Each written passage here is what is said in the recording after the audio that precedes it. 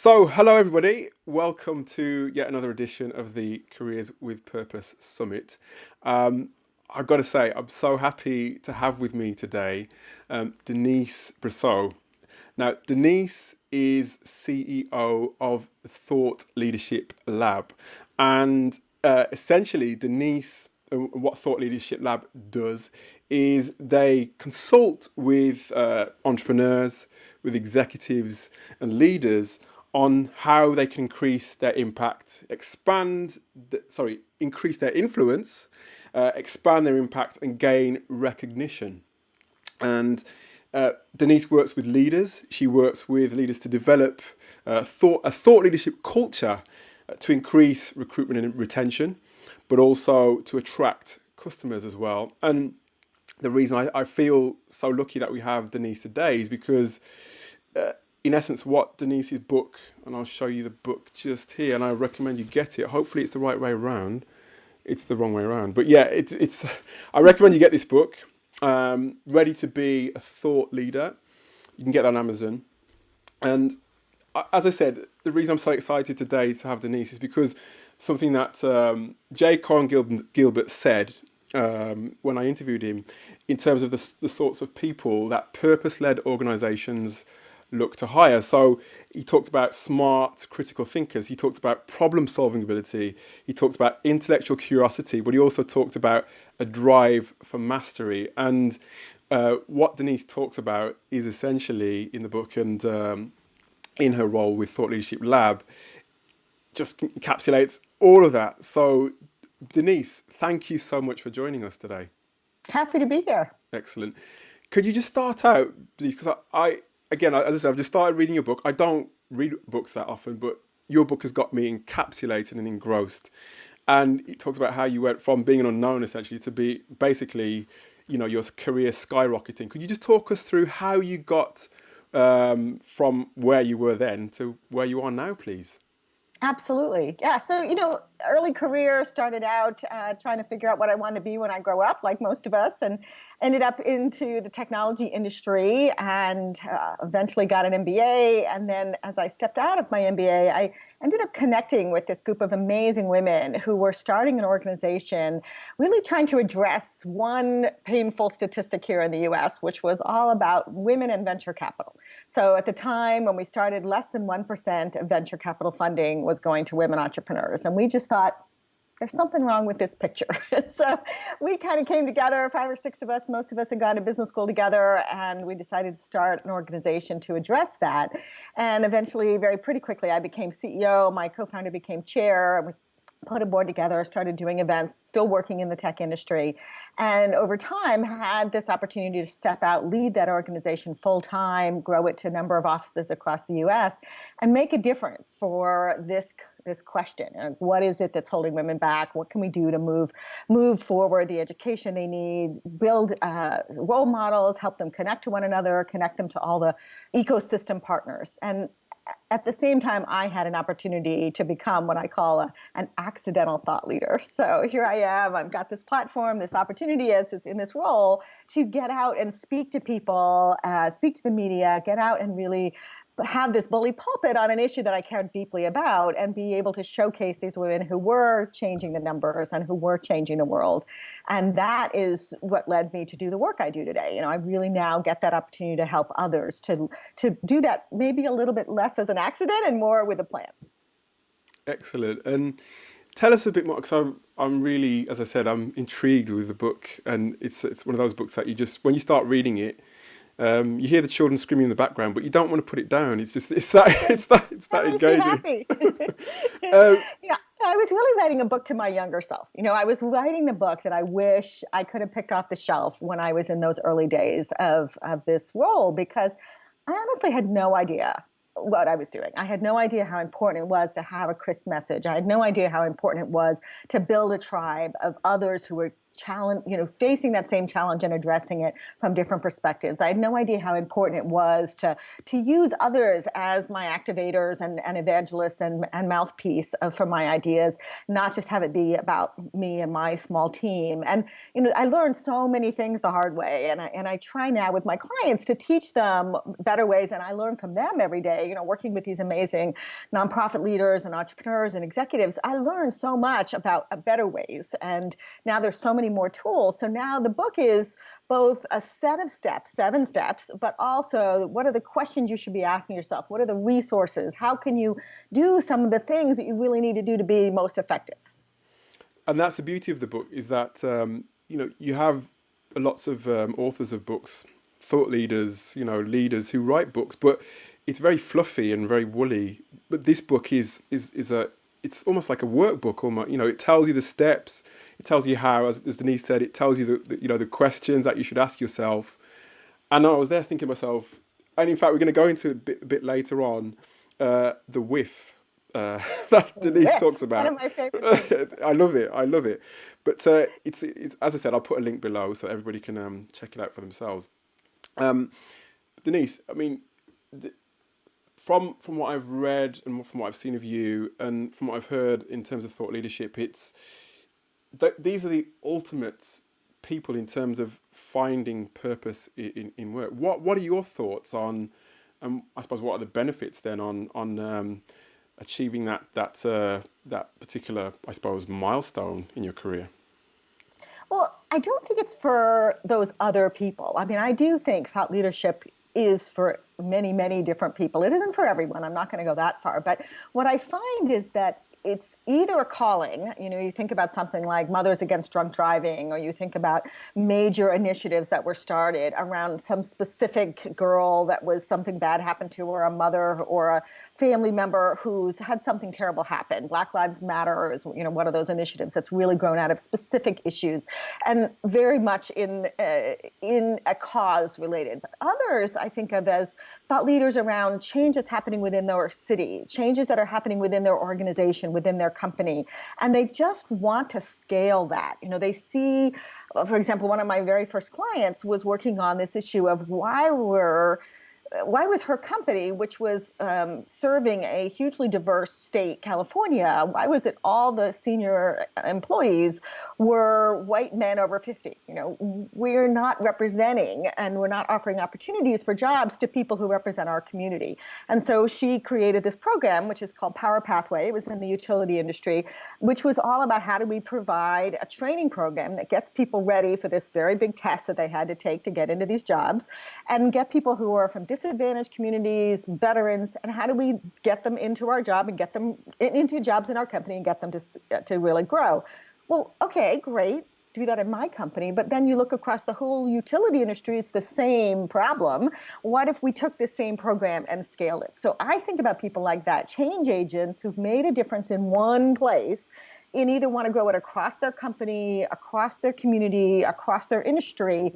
Those people need to be thought leaders too, because those ideas, the impact that they've had and the steps that they've learned, that's what they need to be sharing. And that to me is why I wanted to empower those kinds of thought leaders as well. Both and, it's not either or. Mm-hmm. And I suppose that goes a long way to, letting us know, telling us what a thought leader is, because I think, well, from my perspective, it had the title thought leader had an air of mystique about it, an air of sort of, an elitist almost element to it. But it's not like that at all, is it? That's definitely not what your book says. But it's not like that. Are there any, I suppose, examples that you can give? I mean, I've interviewed Robin Chase. Who's wonderful. I know Robin Chase. Robin was great. But can you give us examples of the typical, or if there is a typical thought leader that you could tell us about? Well, I'll give you one that I think is a great example. Here's this guy, Ron Finley, who is based down in South Central Los Angeles, and he calls himself the guerrilla gardener. So here's a guy, right? He's an artist. That's his full-time work.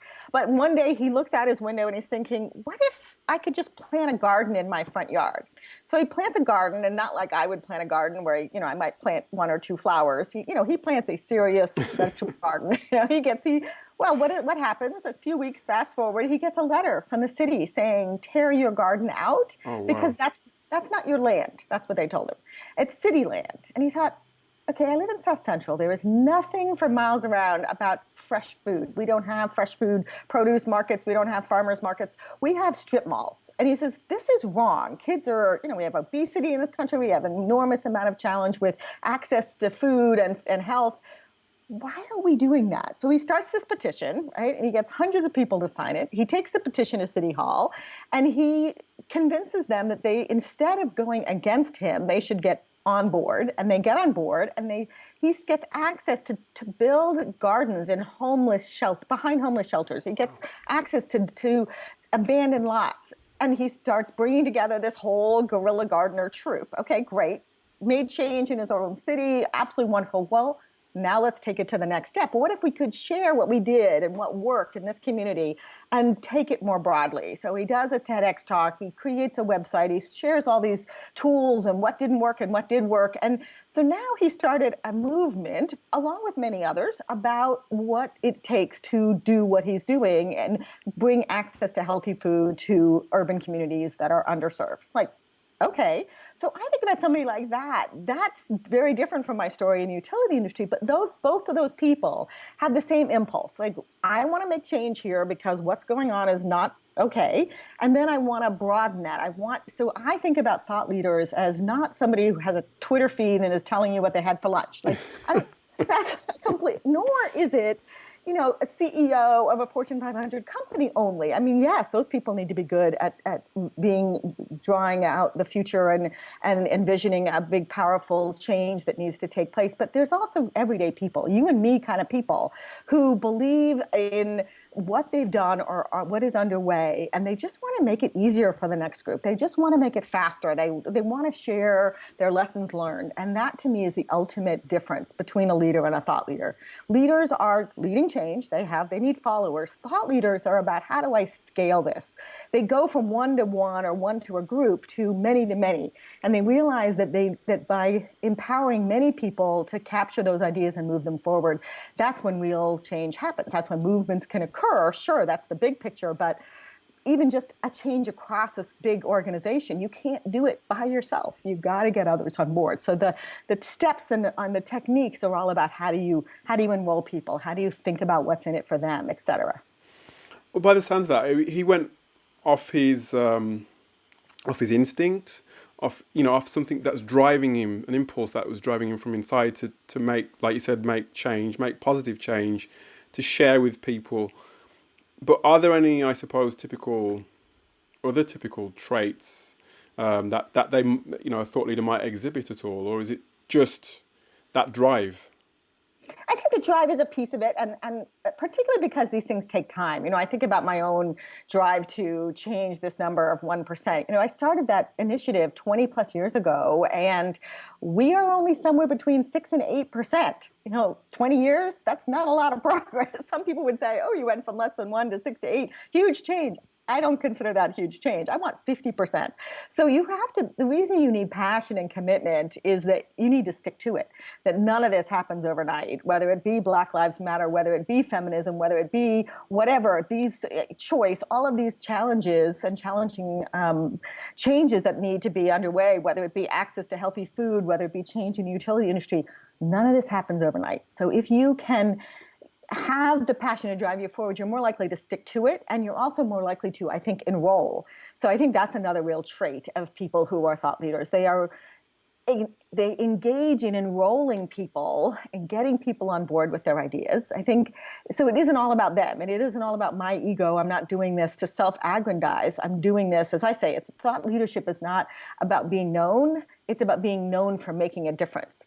That has to be part of that drive as well. There's a passion, but there's also a commitment to making a difference.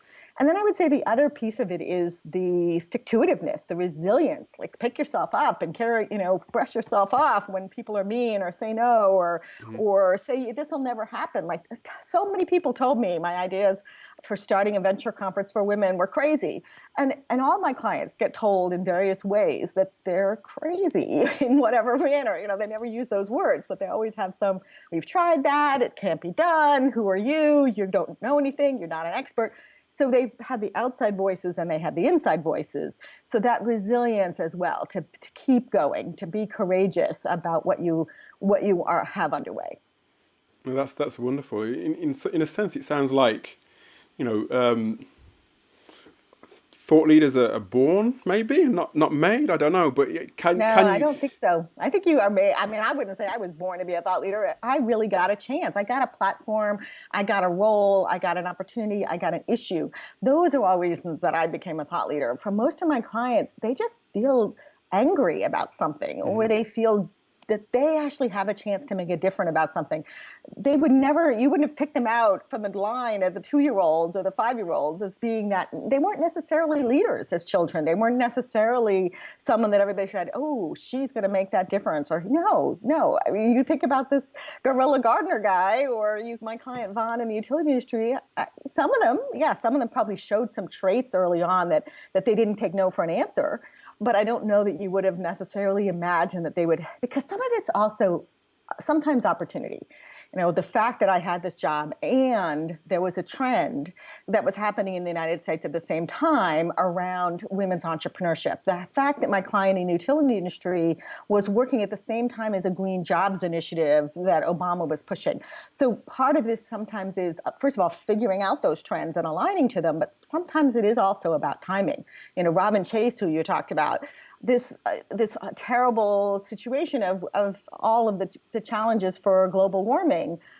It's not a trend that's a short trend, but her alignment to that and eliminating green gas emissions has really driven her efforts in many, many ways as well. So part of it I teach people is to look around. What are the trends I can align to, or what are the trends I want to push against, so that you don't have to wait for that innate leadership technique trait that you were born with. You can develop it because it's something you care about, and by aligning to sort of the slipstream of the change that's underway. And in a moment, I'm going to ask Denise about how to actually at least begin to get some tips from Denise in terms of how to identify a niche that you can align with as well. But that's great, Denise. And in your book, you describe the idea of thought leadership as career insurance.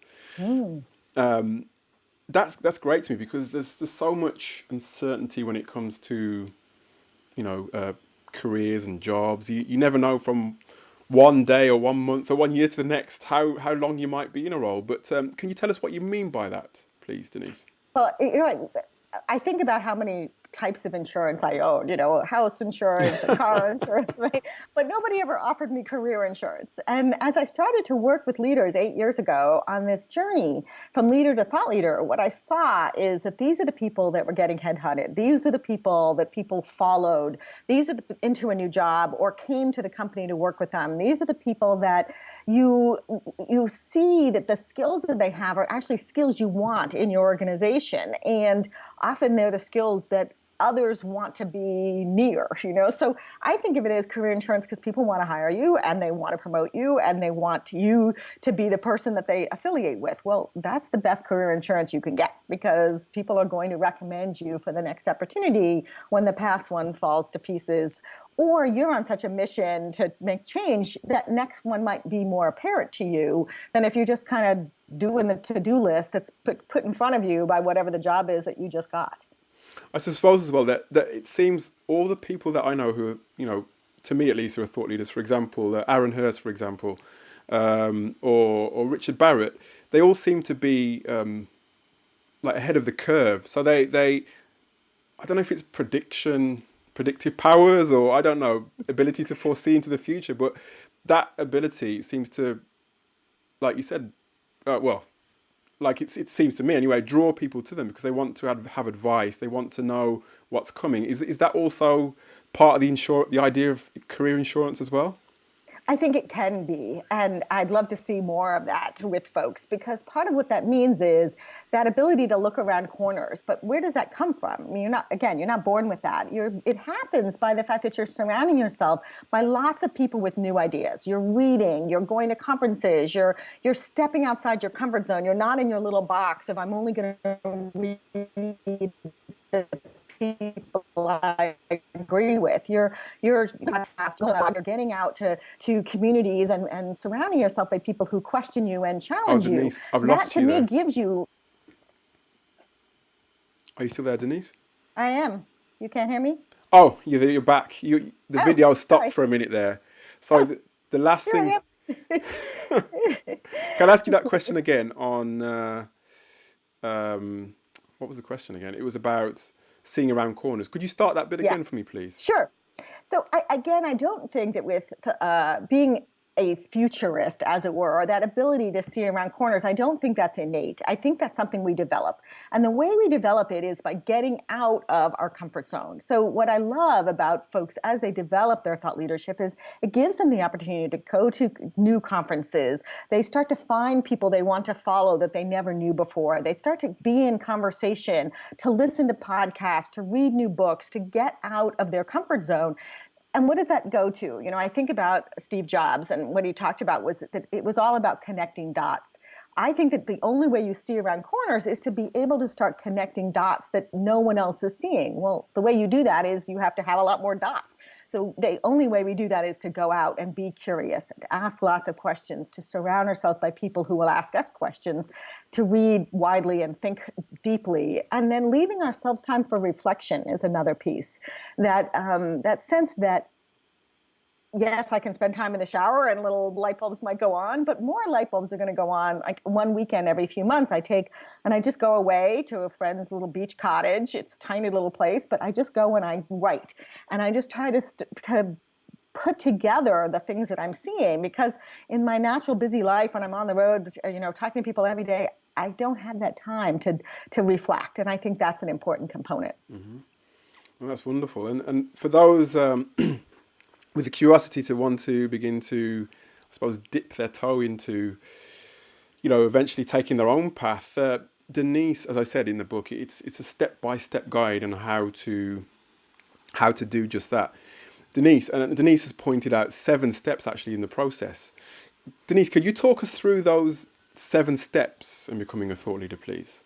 Absolutely. So I think it really begins with having your niche, figuring out where do I want to play. It doesn't mean you'll stay there forever, but the truth is that if people know which box you're in, if you want to think of it as a box, people will send you the opportunities and they will know what your affiliations are and what you care about. So picking that can be a bit of a challenge. So my whole first chapter is really about how do I find my niche? How do I find those trends that I want to align to? And then importantly, as you mentioned earlier, that whiff. And whiff for me is the what if future.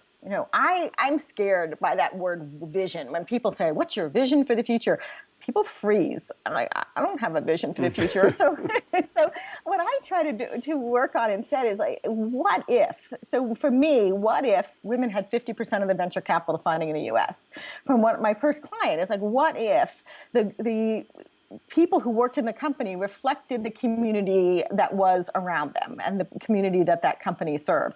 Those are bigger what if questions. Now, I'm not going to get to 50% in my lifetime in all likelihood unless they change some big legislation, which may happen, as it has in other countries. But the bigger whiff is what got people excited to get on board, because not everybody was going to join my organization, but there was a lot of people. The other thing that happens when you have a big whiff is you see who else is aligned, who else is in your tribe. So there were people who were starting venture funds focused on women entrepreneurs. There was people starting accelerators for women entrepreneurs. There was people starting incubators. There was people, all these different groups were working towards the same future.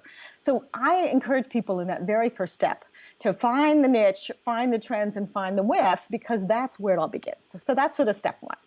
That make sense? It does, and that the idea of vision seems so nebulous and it seems so difficult to grasp. Whereas if you talk about it in the sense of the whiff, then it just grabs you straight away. So yeah, it makes Makes perfect sense to me. And I think people get excited by that because often they've been articulating that anyway. Like, what if we could? They do have that Exactly. what if question. They've been arguing about it. Okay, so that's sort of step one. Step two is now which role or which path are you going to take to bring that future about? So if you are looking to change community access to fresh food in South Central Los Angeles, this guy, Ron Finley, he starts this whole guerrilla gardener team, and that was his role. He was going to get the rights and the access, but he was also going to bring the people together. Well, that's one way you can do it. There's probably 50 things you could do to have access to fresh food in South Central Los Angeles. What you want to be doing in this step is figuring out which path are you taking, which change are you bringing about to make that future occur? In my case, like, we could have done a venture fund, we could have done an accelerator, we could have done all these things, but what we did was we formed a trade association to bring the women together and be part of the ecosystem that helped them to get the training and the expertise and the connections they needed. That was our little piece. So this second step is about figuring out what piece is yours, testing it with people, getting people to beat you up a little bit about it, figuring out what the no's are, what's already been tried, and then, identifying your role. So that's step two. Step three then is, okay, now I know I want to start this effort, this initiative, this program, this project, this software, whatever it is you're doing. Now you got to get some people on board with that. Who's going to be your champions? Who's going to be your advocates? Who's going to be maybe on your team? Who's going to help you? Who's going to bring their followers on board to showcase your ideas? Who's willing to put their network at your disposal? So that's that sort of third piece. I call it activate your advocates, and that's it. Again, it's that piece from going from one to many, to really being able to more broadcast and build followership. Excellent. Can't do that often in those first stages. Okay, stage 4. Are we ready for stage 4? Yeah, ready for stage 4. Yes, please go for it. Yeah. Okay, so step 4 is the one that I'm so fascinated by when I get out and talk about this topic, and that's what I call putting your I on the line, as in the letter I, putting yourself on the line.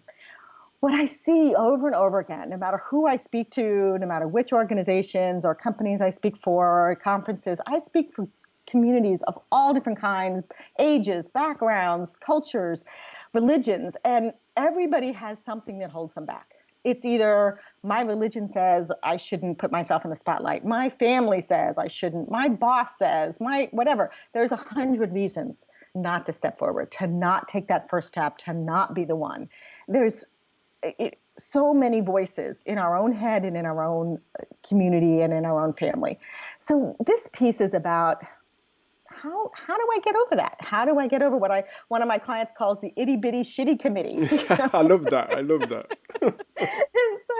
And so this chapter is really, what are those rules for resilience? What are the ways in which you can pick yourself up? And some of it's skill building. Some of it's learning how to speak well in public. Some of it's learning how to write better. Some of it is about how do I get people to come to get together with me, be a better convener. So some of it's skills, some of it's behavior, some of it's attitudes, some of it's champions, having others around you who can be your cheerleaders. So there's that sort of the middle of the conversation.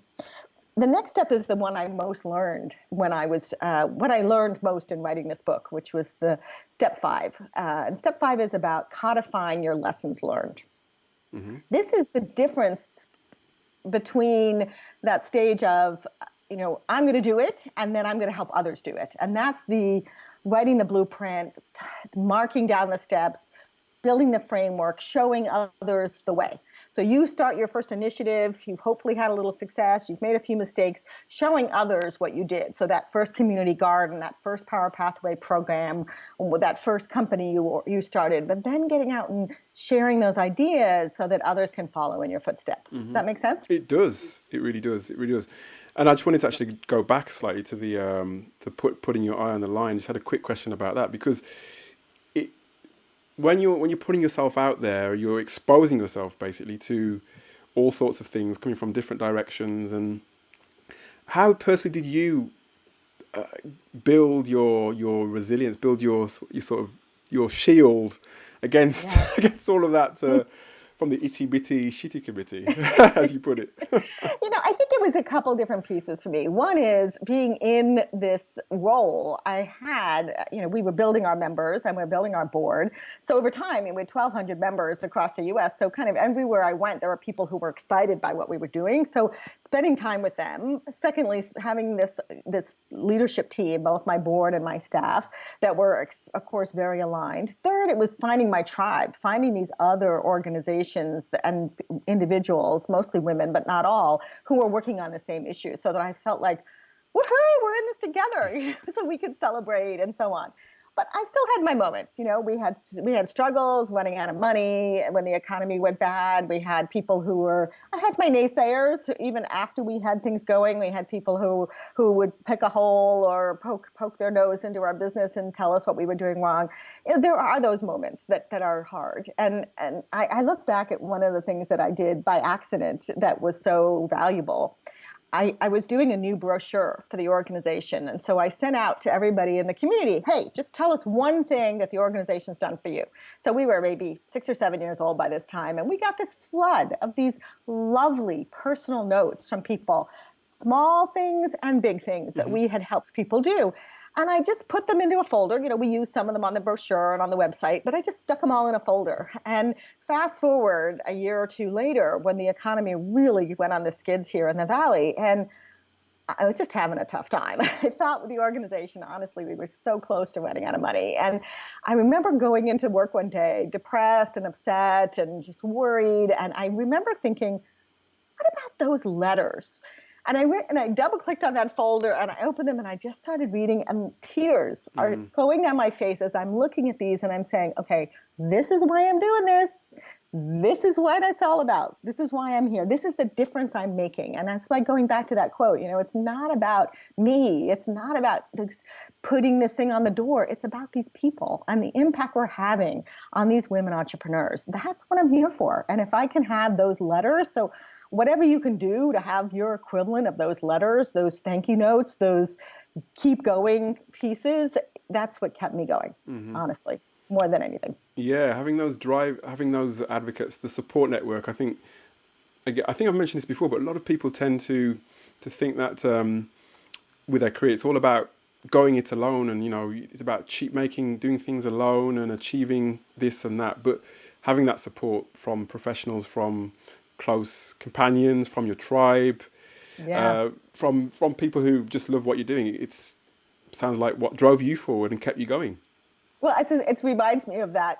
When we grew up, we all had these superheroes, and they seem to be a single person. But lately, we've been seeing the Fantastic Four, and they come together, and they're so much more powerful. I think about that. You need your Fantastic Four. You need your people who have their own skill set, their own shields, their own force fields, as it were. And together, you are far stronger. And as you support one another, you learn as well. Oh, that's what's working for them. Or you get to align with their allies in a way that you didn't have those allies before. So I think you just gave me a great blog post. I'm going to write a blog post on finding your Fantastic Four. Excellent. Good. Please do. And I'll share it. Please do. Thank you.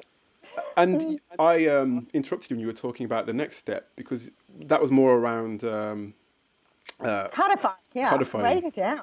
Yeah. This idea that if you had a blueprint, just like why I wrote the book, I wanted the blueprint. I wanted the steps. I wanted everything. So I'm always encourage people to think, pull up PowerPoint and pull up the Smart Art section of PowerPoint and look at all those frameworks and think, how could I do this in a framework so that people can see instantly? And I go back to that very first framework I ever saw as a child was Maslow's hierarchy of needs. Oh, yeah. Do you remember that? Right? Oh, we all yes, learned yes, in yes. elementary school. And I think to myself, that was such a simple framework, and yet it continues to be one of the most powerful frameworks. And it's still what's, I think, shaping the world. I think of Brexit as all about people's basic needs were not getting met. So why would they not vote to leave? So it's that framework is what I try to teach people. It's like, how can you do a framework for what you're doing? How can you simplify it into one image that showcases? And not everything is an image. Sometimes it's a set of steps. Sometimes it's a video, whatever. But you need to figure out what it is that helps others to see quickly and simply what it is you're doing. And I think visual imagery is the most powerful because people are mostly visual learners. But if you can do all of it, the infographic, the video, all of it, go. It takes a while, so it doesn't always happen overnight. I was going to say, how many versions of your image did you have to go Oh through man, a lot, and I'm still not that happy with it, honestly. Because part of what I have these 7 steps, but they're not in order. Not everybody takes them in exactly the same order. That putting your eye on the line can be before you start step 1. Mm-hmm. So I wanted to have an image that showed, and maybe you can put that in the show notes from my website, I wanted an image that showed that they're all equal and yet they're all connected. So anyway, I struggle with it. If anybody has better ideas, send them my way. Well, definitely I'll put the image up, because it's, as I said, it's the heart of this book in terms of building yourself up. And I just love books that give the step-by-step instruction, because that's my mindset. I love working to steps. And like you said, the beauty of that is those steps don't necessarily come one after another. You sometimes have to go back be a to little one. all over the place. Absolutely. And by the way, you're exactly the opposite of me. I hate writing things Really? down.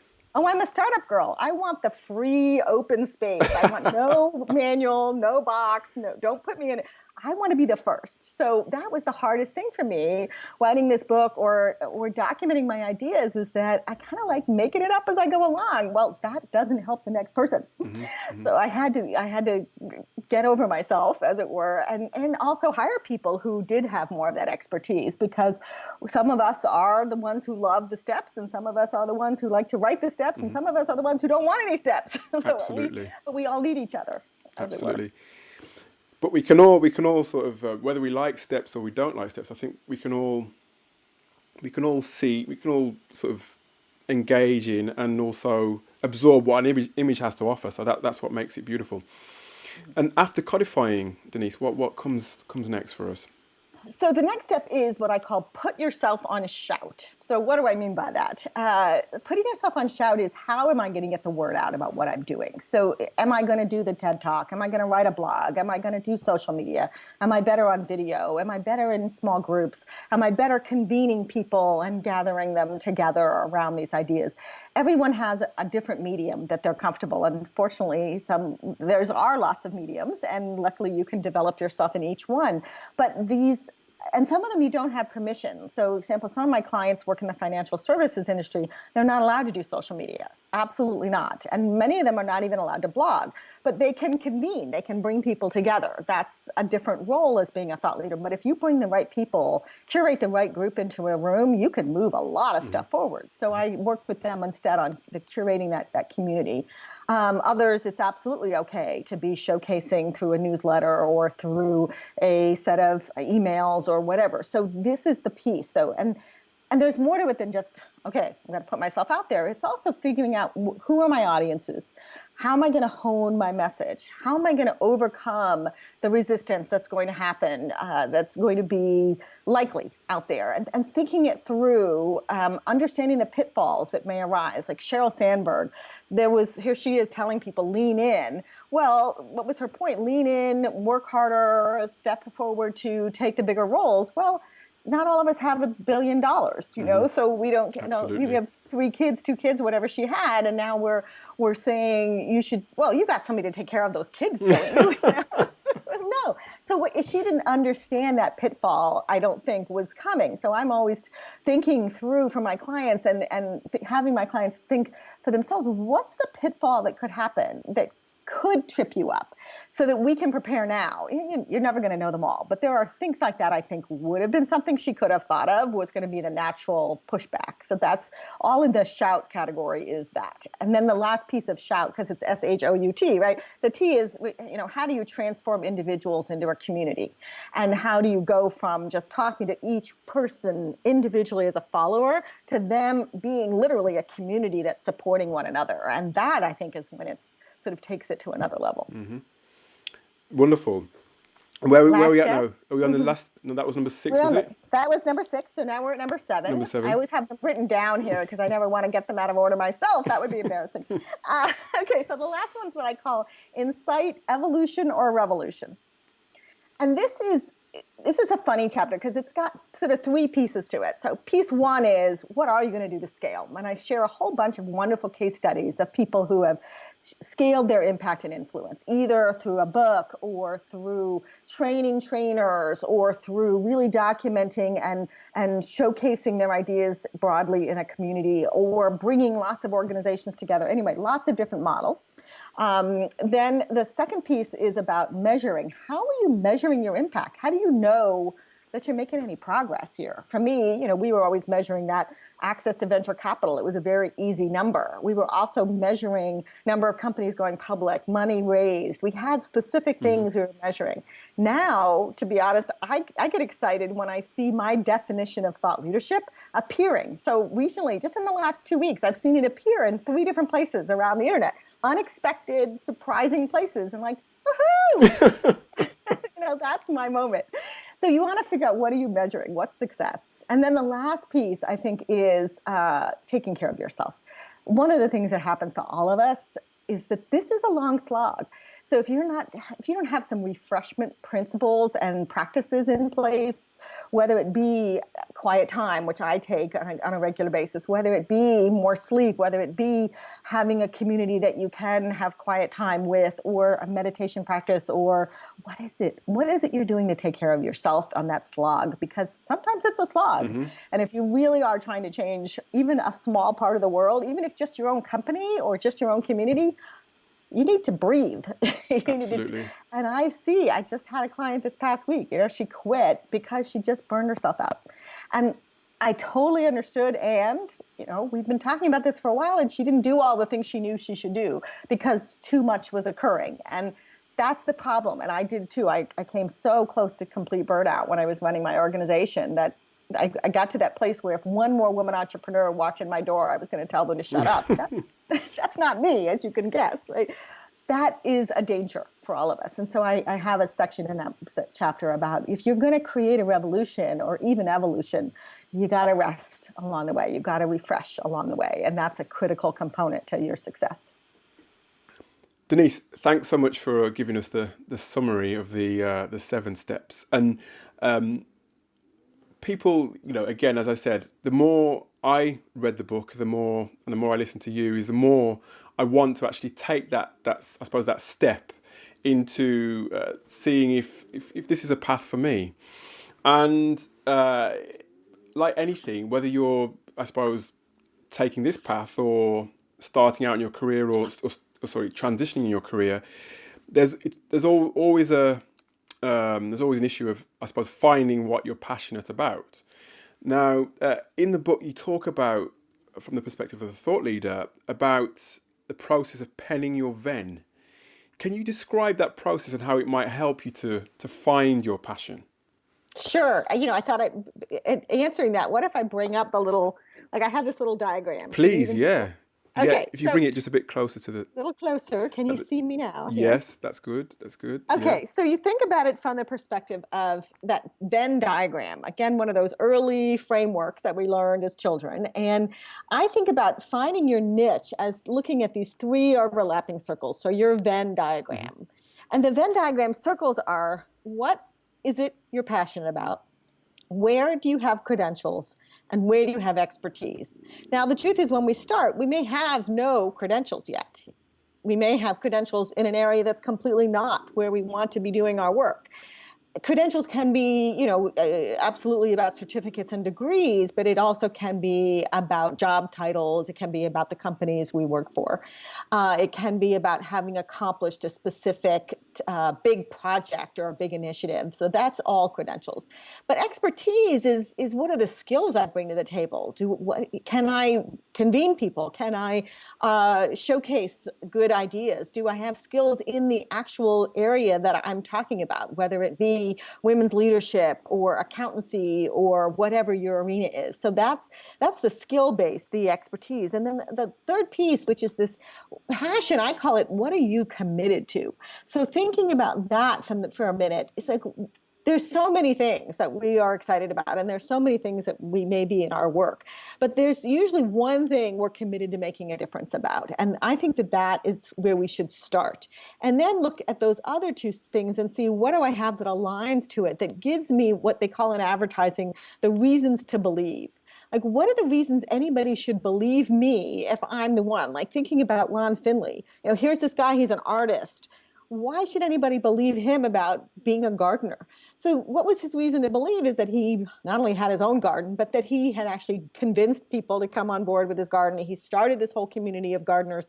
He got permission and he built some gardens. Now, over time, he's building his street cred that he can do this. And that's what you're all doing as you're developing from the very, very early stages. What are those reasons why anyone believes that you can speak articulately about this, or this is something that you are the one that I should follow, or you're the one whose ideas I should get on board with? So that's what I want. I want people to think about. And even as I do this, even as I talk about this, I worry because people say, "Oh, I don't have any of those things yet."